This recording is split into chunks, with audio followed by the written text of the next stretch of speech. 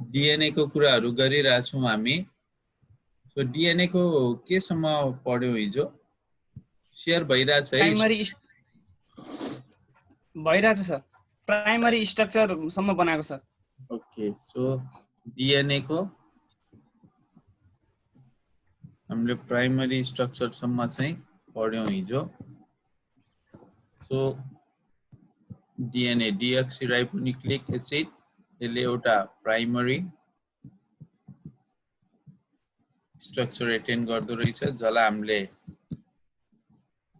Linear chain of nucleotides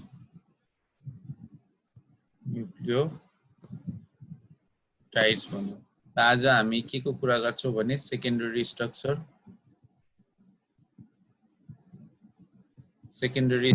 of DNA. यो हामी जति पनि यो डीएनए को कुरा गरेछौं यो न्यूक्लियर डीएनए र सेकेन्डरी स्ट्रक्चर अफ डीएनए को चाहिँ कस्तो हो भने हामीले पहिलेदेखि पढ्दै आएको Watson and Crick model of DNA double helical structure of DNA को कुरा गर्ने हो जुन चाहिँ फंक्शनल डीएनए हो जसले काम पनि गरिरहेको हुन्छ। सो अब यो डीएनए को चाहिँ अलमोस्ट सबैलाई सेकेन्डरी स्ट्रक्चर अफ डीएनए त कसले पत्ता लगाएको भनेर हामीले चाहिँ यो scientist Watson and Crick model of DNA पनि भन्छौं हैन। त्यो साइन्टिस्ट वाटसन एन्ड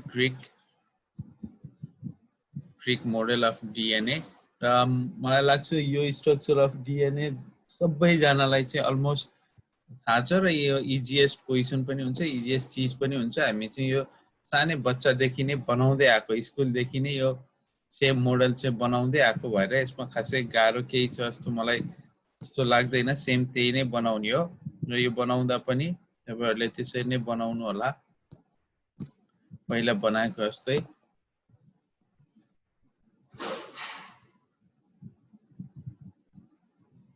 बनाउँदै जानु। अब म चाहिँ सानो भयो स्मल।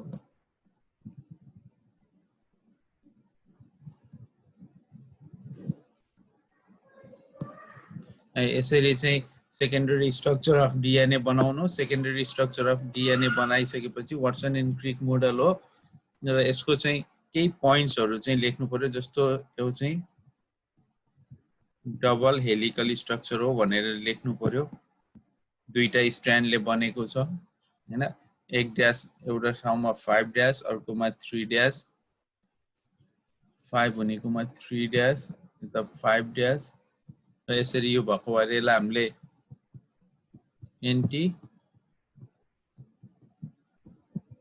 एन्टी प्यारलल स्ट्रक्चर पनि भन्छौं। सो एन्टी प्यारलल हो, डबल हेलिकल स्ट्रक्चर हो यो डीएनए। र यो लेखे पछाडी यसमा चाहिँ अर्को हामीले के लेख्नु पर्यो भने यो ए चाहिँ डबल बोन्ड टी सँग हुन्छ भने जी भन्ने चाहिँ ट्रिपल बोन्डले सी सँग चाहिँ बाइन्ड गरेको हुन्छ। एकैछिन है।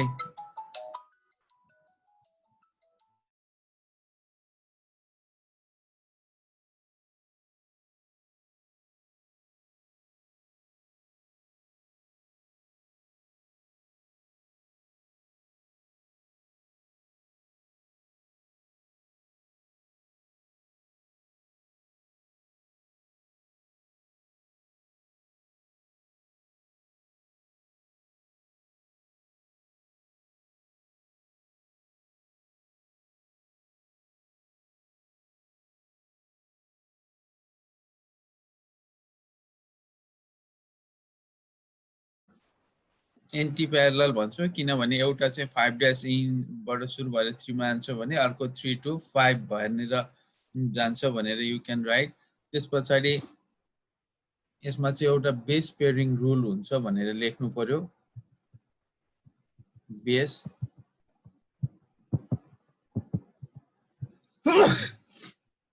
Pairing rule. यो बेस पेयरिङ रुलले चाहिँ के भन्छ भने एडिनिन जहिले पनि गुआनिनसँग हुन्छ, अरे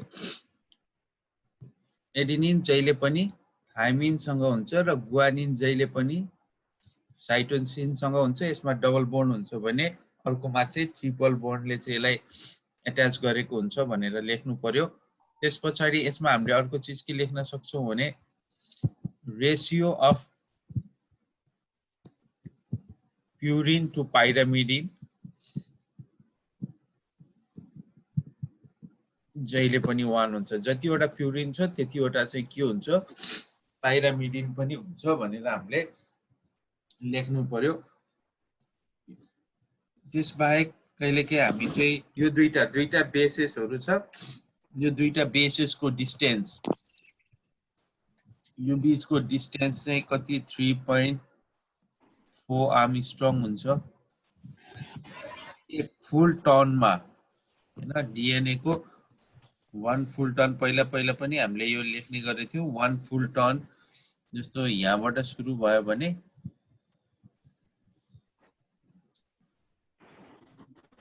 यहाँबाट सुरु भयो फेरि अर्को 1 कम्प्लिट टर्नमा 1 कम्प्लिट टर्नमा 10 वटा बेस पेयर हुन्छ। त्यो भनेको चाहिँ कति हुन्छ भने that is equal to 34 Armstrong को डिस्टेन्समा हुन्छ भनेर यु क्यान राइट। त्यसपछि यसको चाहिँ डायमिटरको कुरा गर्ने हो भने 20 आर्मस्ट्रङ हुन्छ भनेर तपाईहरुले यो चीजहरु यो कमन पहिला जे पढे थियो त्यही चीजहरु चाहिँ लेखेर देखाउन सक्नुहुन्छ। यसलाई हामीले चाहिँ सेकेन्डरी स्ट्रक्चर अफ डीएनए भन्छौं। It is the folding of primary structure. Primary दुईटा प्राइमरी स्ट्रक्चर एकै ठाउँमा आयो, त्यसपछि यसलाई चाहिँ फोल्ड भयो, फोल्ड भएर हेलिकल स्ट्रक्चरमा चाहिँ आयो भनेर यु क्यान राइट। र हामीले यसलाई चाहिँ बीटा फर्म अफ डीएनए पनि भन्ने गर्छौं। र यही सिम्पल पहिला हामी जे पढे थियो सेकेन्डरी स्ट्रक्चर अफ डीएनए त्यही चीज नै लेख्ने हो। यसमा त कुनै कन्फ्युजन छैन होला, पहिला जे पढ्नु भयो त्यही नै लेख्ने। यसमा केही कन्फ्युजन छ र? हैन सर, यो त पहिले पढ्नु। पहिले यो सेकेन्डरी स्ट्रक्चर अफ डीएनए त धेरै ठाउँमा अहिलेदेखि हैन धेरै पढक चाहिँ जुन वाटसन एन्ड क्रिक मोडल भनेर पढिँदै आएको छ सानैदेखि सेम त्यही चीजहरु नै लेख्नु होला, त्यसको फिचर्सहरु। अब tertiary structure of DNA. Tertiary structure भनेको again folding of secondary structure of DNA हो।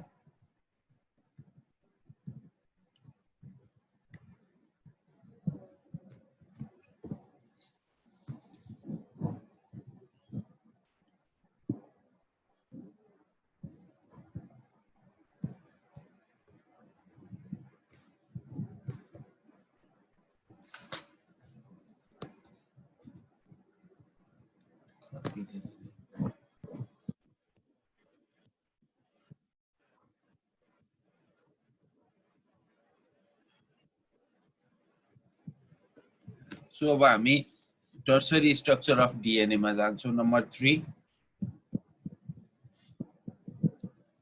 Tertiary structure. टर्सरी स्ट्रक्चर भनेको कस्तो भने again folding of secondary structure. Secondary structure को पनि फोल्डिङ भयो र अझै यो चाहिँ के हो भने कम्प्लेक्स स्ट्रक्चर हो। अझै कम्प्लेक्स स्ट्रक्चर जुन चाहिँ हामी ड्रा गर्न पनि खास चाहिँ नमिल्ने हो। यो स्ट्रक्चरलाई हामी 3 डाइमेन्सनल स्ट्रक्चर पनि भन्छौं, 3D स्ट्रक्चर। र यो चाहिँ सपोज डीएनए छ भने पुरै अझै कम्प्लेक्स भएर बस्यो कि डबल स्ट्यान्डर्ड छ भने पनि डबल स्ट्यान्डर्ड भए पनि पुरै कम्प्लेक्स भएर जुन चाहिँ बस्छ that is called as tertiary structure of DNA. एकदम कोइल भएर यसलाई हामीले सुपर कोइल स्ट्रक्चर पनि भन्छौं। सुपर कोइल स्ट्रक्चर किन यस्तो टर्सरी स्ट्रक्चर भने यो चाहिँ एकदम कम्प्याक्ट फर्ममा यो सबैले चाहिँ के दिन्छ भने कम्प्याक्टनेस दिन्छ, एकै ठाउँमा बस्ने कम्प्याक्ट स्ट्रक्चर हैन। It is a super coil structure, compact structure हैन, फोल्डिङ अफ सेकेन्डरी स्ट्रक्चर अथवा 3D स्ट्रक्चर पनि भन्छौं। र यो कम्प्याक्टनेस सुपर कोइल स्ट्रक्चर चाहिँ किन चाहिन्छ भन्ने कहिलेकाहीँ कुराहरु आउँदा यो कम्प्याक्टनेस किनभने एउटा चाहिँ डीएनए भित्रपट्टि चाहिँ यो सेल को पनि अझै न्यूक्लियस भित्र गएर चाहिँ यो डिएनए चाहिँ बस्नु पर्ने हुन्छ। त्यही भएर यसलाई चाहिँ हामीले सुपर कोइल स्ट्रक्चर भनेको हैन। कम्प्याक्टनेस दिनलाई अटाउनको लागि जेनरली भन्दा चाहिँ कस्तो पनि भनिन्छ भने एउटा एडल्ट ह्युमनको चाहिँ डिएनए नाप्ने भने पृथ्वीलाई 7 टाइम्स राउन्ड लगाउन पुग्छ रे। त्यति लेन्थको भित्र चाहिँ राखेको हुन्छ। तर त्यो सबै कहाँ हुँदो रहेछ नि सुपर एकदम कोइल भएर बसेको भएर कम्प्याक्टनेस दिनको लागि टर्सरी स्ट्रक्चर इज रिक्वायर्ड भनेर चाहिँ you can write super coil structure हो। कम्प्याक्टनेस दिएर न्यूक्लियस भित्र अटाउनको लागि हो।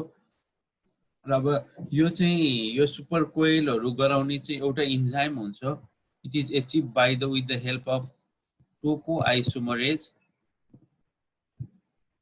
भन्ने इन्जाइमले चाहिँ के गरेको हुन्छ एकदमै हेल्प गरिरहेको हुन्छ। सो कम्प्याक्टनेस इज गिवन अथवा थ्री डाइमेन्सनल स्ट्रक्चर अथवा tertiary structure of DNA is maintained by the help of the enzyme topoisomerase हैन। topoisomerase भन्ने इन्जाइमले चाहिँ दिन्छ भने and it is also helped by a protein histone भन्ने प्रोटिन। र topoisomerase भन्ने इन्जाइमले चाहिँ के गरिरहेको हुन्छ भने यो स्ट्रक्चर एटेन गर्नको लागि हेल्प गरिरहेको हुन्छ भनेर you can write the tertiary structure of DNA. यसमा पनि केही कन्फ्युजन छ तपाईहरुलाई? सर यो इन्जाइमले भन्दा पनि बढी कोइलिङ हो नि त हाइड्रोजन बन्डिङले हैन सर? हैन, त्यो सबै रेगुलेसन गर्ने चाहिँ इन्जाइमले नै हो। सुपर कोइलिङ गराउने सबै कतिको सुपर कोइलिङ त्यो डिग्री अफ सुपर कोइलिङ भन्छ नि त्यो गराउने चाहिँ टोपोआइसोमरेजले। त्यसमा पनि टोपोआइसोमरेज पनि 1 र 2 भन्ने हुन्छ हैन। त्यो बीचमा त त्यो त भइहाल्यो। तर फोल्डिङ गराउने अब त्यसले चाहिँ सुपर कोइल बनाउने चाहिँ हाइड्रोजन बोन्ड भन्दा पनि हाइड्रोजन बोन्डले त दुईटा चाहिँ स्ट्र्यान्डहरुलाई चाहिँ आपसमा कोइलिङ गराउने हो हैन। अब त्यसमा पनि सुपर कोइल गराउन चाहिँ त्यसले गर्दा चाहिँ सुपर कोइल हुने हो। फेरि कस्तो भने जस्तो स्प्रिङलाई एकै ठाउँमा कचाकुचु बनाएर राख्दा छोड्दियो भने त फेरि फुत्तो जस्ता त्यस्तैमा आउन खोज्छ नि, त्योलाई पनि रोक्छ यो टोपोआइसोमरेजले। बुझ्नु भयो नि? त्यो जस्तो के भन्छ हामीले त्यो पेनहरु के अब त्यो रिङ भन्छ, रिङ पनि हैन के भन्छ त्यसो। अब पेनहरुमा हुन्छ नि त्यो जस्तो कोइल चाहिँ एकै ठाउँमा राखी फेरि छोड्दियो भने कचाकुचु गरेर हातमा समाए छोड्दियो भने फेरि जस्ता त्यस्तै आउन सक्छ नि। सुपर कोइल स्ट्रक्चरलाई चाहिँ स्टेबल बनाएर राख्ने टोपोआइसोमरेज इन्जाइमले नै हो। Okay sir. सर यो प्रोक्यारियोटहरुको चाहिँ डिएनए हिस्टोन फ्री डिएनए हुन्छ भन्छ नि? हजुर। त्यस्तोमा चाहिँ टर्सरी स्ट्रक्चर हुन्छ कि हुँदैन? हिस्टोन नै नभएपछि त? अनि तिनीहरु त्यति धेरै टर्सरी स्ट्रक्चर चाहिँ तिनीहरुलाई चाहिदैन। यो प्रोक्यारियोट सेलमा त त्यो कस्तो हुन्छ भने जेनरली चाहिँ सिंगल क्रोमोजोम हुने हो हैन। त्यो डबल स्ट्यान्डर्ड सर्कुलर डिएनए हुने हो तिनीहरुमा चाहिँ जेनरली। अब प्रोक्यारियोटिक केसहरुमा चाहिँ हजुर हैन generally double standard circular DNA नै हुन्छ नि प्रोक्यारियोटको केसमा त। र यति धेरै सुपर कोइलिङ चाहिँ हुँदैन। न सुपर कोइल नहुने भन्ने हुन्न, जति चाहिँ युक्यारियोट्समा जस्तो हुन्छ त्यति धेरै सुपर कोइलिङ चाहिँ हुन्न। त्यही सर्कुलरलाई पनि जस्तो अब त्यो कुनै रिङ छ त्यो कहिलेकाहीँ चाहिँ गोलो रिङलाई पनि बीचमा चाहिँ हामीले चाहिँ फोल्ड गरे जस्तो कस्तो हुन्छ भने जब तपाईको अब यहाँ देखाउँदाखेरि अलिकति अब सपोज यहाँ चाहिँ यो डबल स्ट्यान्डर्डै नै हो है। अब मैले यहाँ बनाउन अलिकति गाह्रो। यो डबल स्ट्यान्डर्ड यस्तो भयो अनि फेरि यो चाहिँ यसरी यहाँ डबल स्ट्यान्डर्ड नै छ, बुझ्नु भयो नि? यसरी आउँछ, यसरी डबल स्ट्यान्डर्ड यता पनि आइरहेछ यता पनि आइरहेछ भने चाहिँ बीचमा हामीले त्यो डबल स्ट्यान्डर्ड गर्दा पनि यस्तो 8 लेख्छौं नि। यसलाई डबल स्ट्यान्डर्ड यसरी यो यहाँ चाहिँ डबल स्ट्यान्डर्ड भए पनि यसरी बसिरहेको हुन्छ कि त्यति धेरै त हुन्न तर सुपर कोइलिङ चाहिँ हुन्छ। यसमा जस्तो चाहिँ हुँदैन, युक्यारियोटको केसमा जस्तो चाहिँ हुँदैन।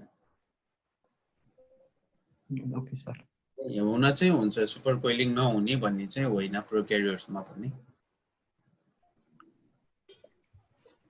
सर अनि यो टर्सरी स्ट्रक्चर फंक्सनल हुन्छ कि नै? फङ्सनल त हुन्छ किनभने फङ्सनल नहुने भन्ने हुन्न त्यही बसेर काम गर्ने नै हाम्रो बडीमा प्लान्टको बडीमा चाहिँ यो सुपर कोइल स्ट्रक्चर नै बसिरहेको हुन्छ भनेपछि त अभियसली फङ्सनल त हुन परिहाल्यो होइन एउटा चाहिँ त्यो कम्प्याक्ट सेपहरूमा चाहिँ लिएर जाने भयो त्यो नै एउटा पनि फङ्सनल हो अब यो चाहिँ अनि सर यो टर्सरीबाट चाहिँ फेरि सेकेन्डरी बन्छ कि नै सर फेरि टर्सरीबाट सेकेन्डरी चाहिँ अब अनफोल्डिङ भयो भने त बन्छ नत्र चाहिँ काम गर्दाखेरि चाहिँ त्यही टर्सरी स्ट्रक्चरबाट नै जिन एक्सप्रेसन त टर्सरी स्ट्रक्चर रेप्लिकेसन ट्रान्सक्रिप्सन यस्तो हुनलाई चाहिँ टर्सरी स्ट्रक्चरबाटै पनि इट क्यान डु त्यहीबाट हुन्छ सर भाइरसमा सिंगल स्ट्यान्डर्ड डिएनए हुन्छ भन्छ नि सर त्यसमा चाहिँ प्राइमरी स्ट्रक्चर यो नै भएर बस्ने हो सर सेकेन्डरी स्ट्रक्चर बनेको हुन्छ अलिकति फोल्ड त हुन्छ सर्कुलर डिएनए जसरी चाहिँ बसेको हुन्छ सिंगल भए पनि थोरै सेकेन्डरी भयो भने त डबल स्ट्यान्डर्ड भइहाल्यो नि सर त्यसमा त सिंगल स्ट्यान्डर्ड डिएनए हुन्छ भनेर पढिन्छ नि हैन प्राइमरी कस्तो हुन्छ भने जस्तो कस्तोलाई चाहिँ सेकेन्डरी भन्ने भन्दा पनि सेकेन्डरी स्ट्रक्चर पनि हुन्छ जस्तो सिंगल स्ट्यान्डर्ड भयो सपोज तपाईसँग यो सिंगल स्ट्यान्ड छ यसलाई हामी प्राइमरी भन्यौ हो सपोज 5 डैश टु 3 डैश यही चीज चाहिँ यसरी बस्थ्यो भने यसलाई हामीले सेकेन्डरी भन्नु पर्यो है किनभने it is a folding of primary structure coiling अब त्यो दुईटा हुन्छ या तीनटा हुन्छ सँग हामीलाई मतलब भएन तर प्राइमरी स्ट्रक्चर फोल्ड भएको हुनु भएन बुझ्नु भयो नि primary structure one that is called as a secondary structure of DNA. It's in a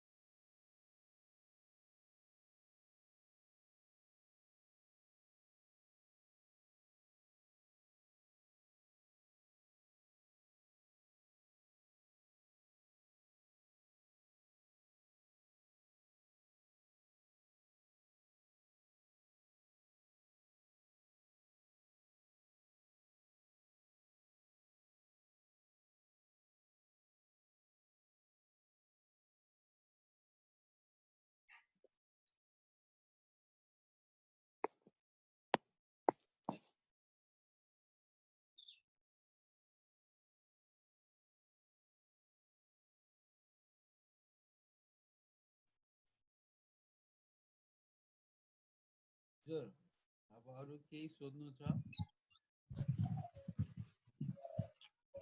केही छ अरु सोध्नु पर्ने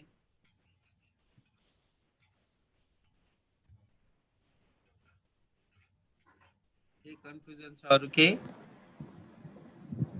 मेरो आवाज सुनिराख्नु भएको छ सुनिरहेको छौँ सर कसैले केही कन्फ्युजन छ भने सोध्नु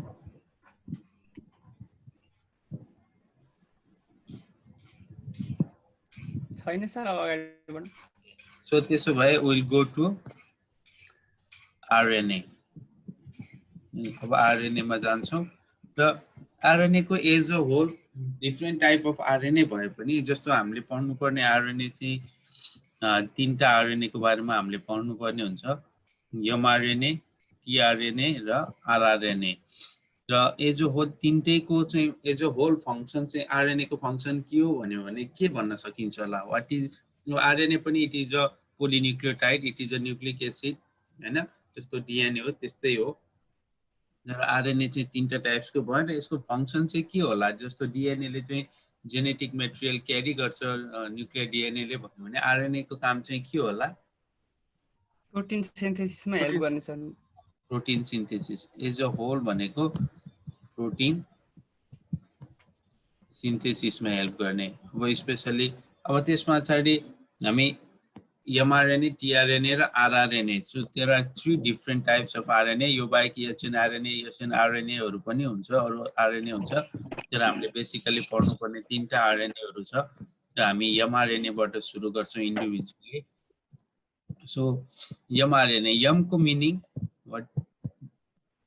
जेनेटिक्स मेसेन्जर आरएनए। किन मेसेन्जर आरएनए भनेको यसलाई? Why they are called as message? Protein synthesis को लागि मेसेज कसलाई दिन्छ मेसेज? मेसेज राइबोजमलाई सर, न्यूक्लियस भनौं। कहाँबाट पाउँछ मेसेज चाहिँ? कहाँबाट पाउँछ? डीएनए बाटै पाउँछ सर। र यसले मेसेज कसलाई दिन्छ अरे? राइबोजोमलाई। के मेसेज दिन्छ? जस्ट म सोधिरहेको तपाईहरुलाई कतिको आइडिया छ भनेर मात्रै हो। भन्नु त। शरीरमा प्रोटिन चाहिँ चाहियो, अब चाहिँ सिन्थेसिस गर्नु पर्यो भनेर भन्छ सर। ओके, त्यस्तो भन्छ। टिआरएनए ले, टिआरएनए भनेको ट्रान्सफर आरएनए। ट्रान्सफर, यो जेनेटिक्स र प्लान्ट ब्रिडिङ को स्टुडेन्टले त फटाफट भन्न सक्नु पर्यो है। यो त आरएनए जेनेटिक्स भनेकै हो। जस्तो टिआरएनए को काम चाहिँ के त त्यसो भए? टिआरएनए ले इन्टरमिडिएट रोल खेल्छ सर एमआरएनए मा जानुभन्दा अगाडि। डीएनए बाट टिआरएनए, टिआरएनए एमआरएनए उतै जान्छ। त्यस्तो हो। ओके, अनि आरआरएनए ले कतिको क्लियर भएको छ भनेर है। राइबोजोमल आरएनए खास हुने चाहिँ के हो भन्ने कुराहरु हुन्छ यसमा। सो अब पहिला अब यो तपाईहरुलाई चाहिँ यो जेनेटिक्स प्लान्ट ब्रिडिङ को स्टुडेन्टले त एकदम फटाफट भन्न पर्छ। यो चीज चाहिँ एकदम क्लियरली चाहिँ थाहा हुनु पर्छ के हो चीज भन्ने। भोलि चाहिँ कहीं कुनै ठाउँमा चाहिँ तपाईहरु पनि जानुहुन्छ, अब यसलाई फेरि यो गरेको भने हैन, जर अब पहिला यदि कहीं क्लियर भएको छैन नै हेर्नु है। अब तीनटैको काम चाहिँ के हो भने प्रोटिन सिन्थेसिस गर्ने हो हैन। MRNA, tRNA, rRNA. अब भइदिन्छ के भने म फेरि एक्चुअली जस्ट कन्सेप्टको लागि यिनीहरु सबैको इन्डिभिजुअल फंक्सन भनिदिन्छु। किन नाम चाहिँ त्यसरी राख्यो भने प्रोटिन फ्याक्ट्री अफ सेल भन्यो भने हामीले केलाई बुझ्छौं? राइबोजोम। अब कहीं पनि राइबोजोम को स्ट्रक्चर हेर्नु भएको छ भने हेर्नु, अब राइबोजोम को स्ट्रक्चर बनाउँदै जस्तो एक्जाममा हाम्रो सिलेबसमा अगाडि के छ भने सेल अर्गानेल्सहरु भन्ने छ सेलको बारेमा। त्यो भएर माइटोकन्ड्रियाको स्ट्रक्चर फंक्सन, क्लोरोप्लास्टको स्ट्रक्चर फंक्सन, राइबोजोमको स्ट्रक्चर फंक्सनमा फेरि रिपिट गरेर पढाउँदिन हामी। जस्तो क्लोरोप्लास्टको चाहिँ फोटोसिन्थेसिस हुन्छ, लगभग तपाईहरुलाई चाहिँ सबैलाई आउँछ जस्तो लाग्छ क्लोरोप्लास्टको, किनभने फोटोसिन्थेसिस गर्ने त्यही हो एज एग्रिकल्चरिस्ट। राइबोजोमको स्ट्रक्चर थोरै भए पनि हामी यहाँ कुरा गर्छौं। माइटोकन्ड्रियलको स्ट्रक्चर अलिकति भए पनि हामीले इलेक्ट्रोन ट्रान्सपोर्ट चेनमा चाहिँ कुरा गरिसकेका छौं हैन। यो time upgrade, time 40 less than 10 minutes भन्छ, बीचमा सकिन्छ। इन गरेर फेरि सुरु गरौँ है। हस् सर।